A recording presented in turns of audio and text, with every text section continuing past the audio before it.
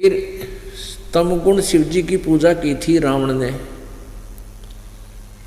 सर्वविदित है, सिद्धियां प्राप्त होगी, हल्दी की गांठ पा करके पंसारी बन गया। ऐसे जुल्म कर दिए, ऐसे जुल्म कर दिए कि एक पर स्त्री को उठा लिया, यानी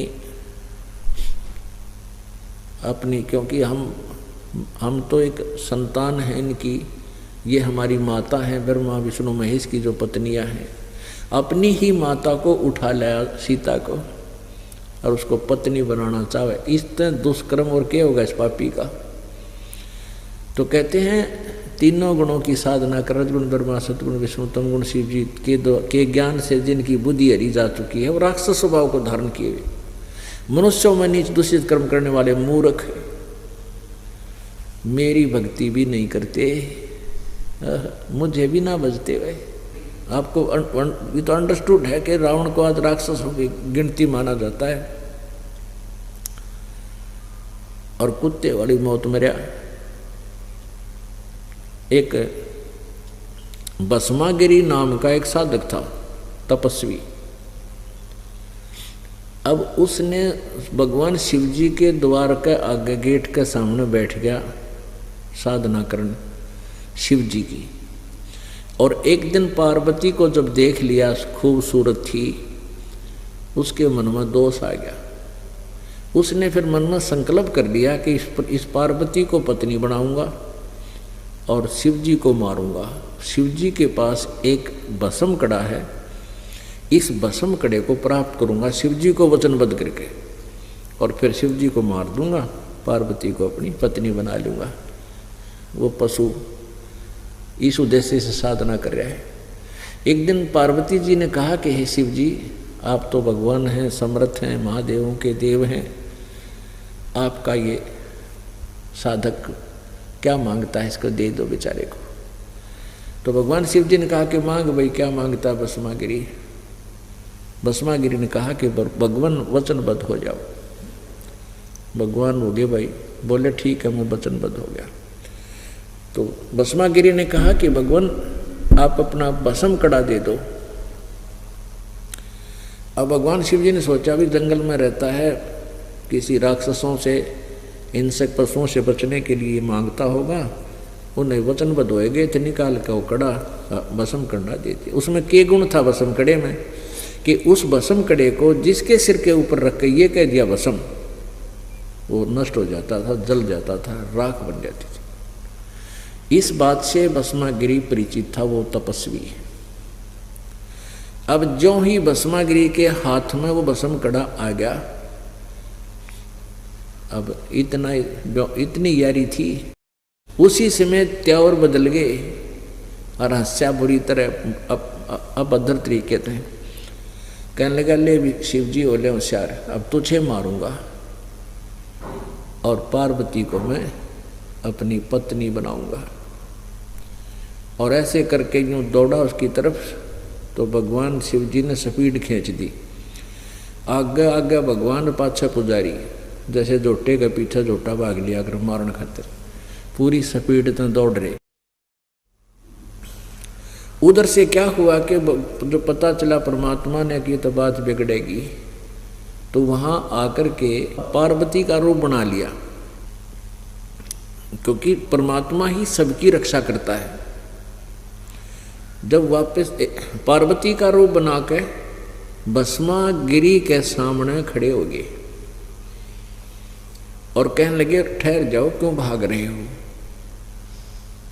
तो भस्मागिरी कहने लगा मैं इसने मार दूं पहले, फिर बात करूंगा तेरे से। तो पार्वती बोली के रूप में परमात्मा बोले कि आपके पास भस्म कड़ा है, वो आपके निकट आ ही नहीं सकता, फिर बाद में देख लिए, आजा इधर आजा मेरे साथ, दो बात करेंगे। अब वो तो नीच आत्मा उसी दृष्टि से मेंटल हो रहा था, तो खड़ा हो गया। तो भगवान पार्वती कहने लगी कि मुझे डांस करके दिखा। वो कहने लगा मुझे डांस नहीं आता, मैं तो जंगल में तपस्या करने वाला आदमी, डांस वांस नहीं जानता।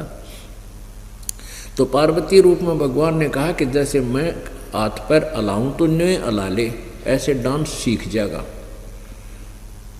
तब मैं तुझसे प्यार करूँगी।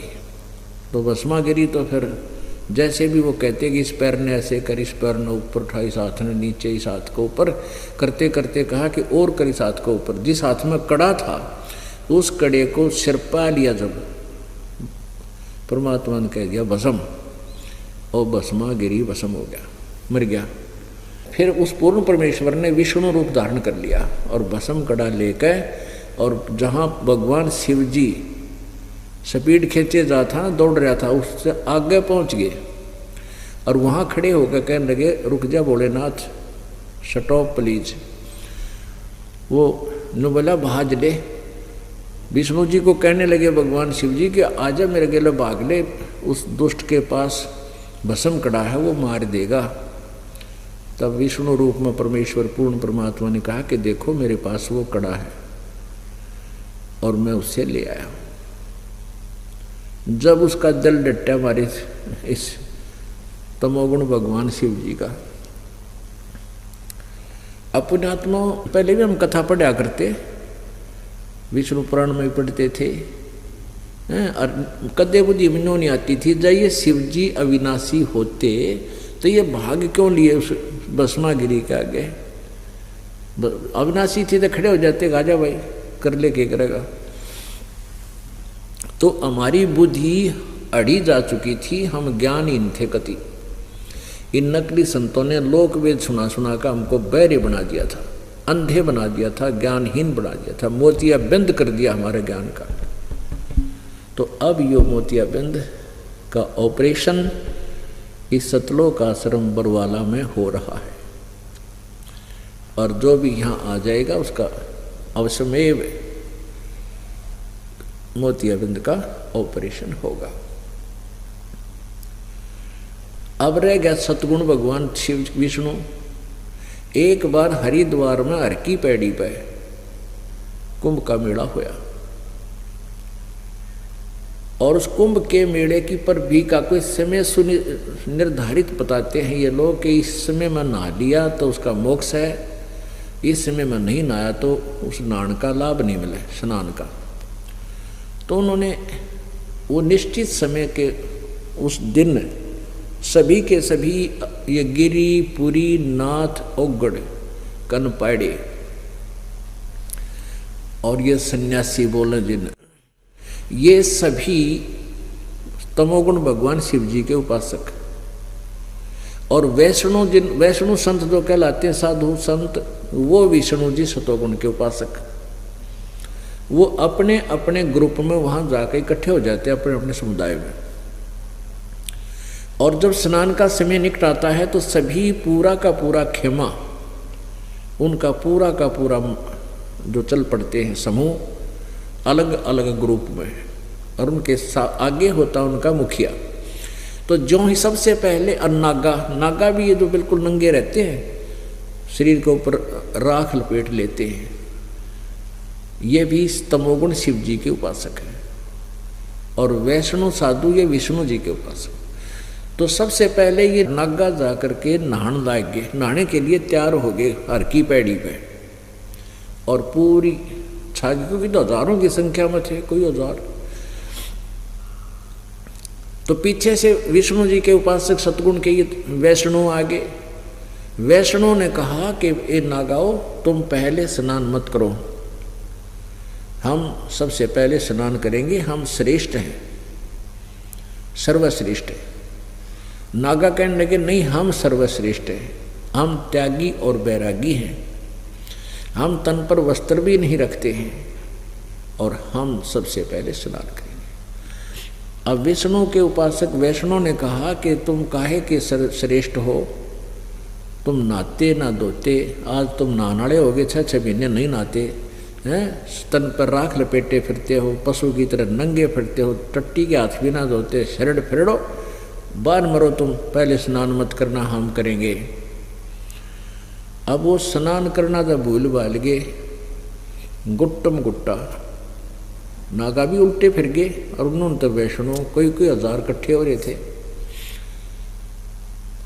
तलवार निकाल लाए, सीधे चक्कू घोंप दे, छुर्रे हैं, मुक्का मुक्का बुड़का भर ले, डांगरा की तरह बाढ़ पाड़ के पटक पटक का मारे एक दूसरे ने, यानी 25,000 ये तीनों गुणों के उपासक। वहाँ कत्लेआम हो गया, कटका मर गए और गंगा का पानी लाल कर दिया, लाश ही लाश सब जगह होगी। अब बताओ परमात्मा यही कहते हैं श्रीमद् भगवत गीता जी अध्याय नंबर 7 के श्लोक नंबर 12 से लेकर 15 में, इसलिए कहा कि इन तीनों गुणों की पूजा, रजगुण ब्रह्मा सदगुण विष्णु तम गुण शिव जी की पूजा करने वाले राक्षस स्वभाव को धारण किए हुए मनुष्यों में नीच और दूषित कर्म करने वाले मूर्ख, ये मेरी यानी ब्रह्म साधना भी ना करते। अब देख लो पुण्यात्माओं, कहते हैं नौमन सूत उलझिया, इस अज्ञान का नौमन सूत उलझा रखे न काल के दूता ने। सूत होता था पहले कच्चा, चरखे पकाता करते हमने देखी बुढ़िया माई, हमारी माता दादी, और उसको फिर ऐसे बंडल सा बना लेते थे, उसका हाथ के ऊपर न्यू न्यू करके इतनी लंबा, फिर वो अलग कर लेते, वो उलझ जाता था। और उलझे हुए का ना फिर किसी यूज नहीं, जब सुलझ ना लेता कितना टूट जाता, गांठ पड़े तो कपड़ा ठीक बना नहीं।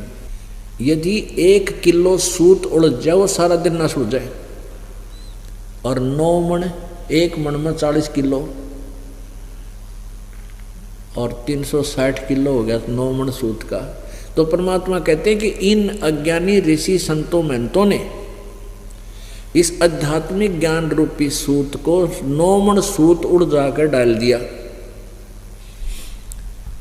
अब इसको परमात्मा स्वयं ही आकर के सुलझाते हैं, और वो फार्मूला दास को परमात्मा ने बता दिया, दास ने वो अप्लीकेबल कर दिया, अब सुलझ गया।